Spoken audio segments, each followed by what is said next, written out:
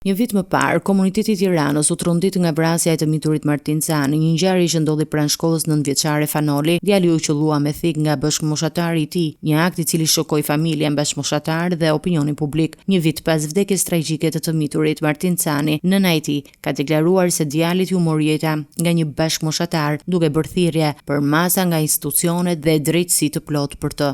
Ju lutem institucioneve, mësuesve, psikologëve, gjithë stafit që përfshihet në punë të marrë masa dhe mos i neglizhojnë situatat të tilla. Mos kemi fëmijë të tjerë dhe mos kemi fatin e fëmijës tim apo mua si nën që po jetoj çdo ditë me dhimbje. Akoma nuk është marrë vendimi, ne jemi në pritje të vendimit, por gjithsesi unë do jem këtu edhe do ngrej zërin përsëri për fëmijën tim.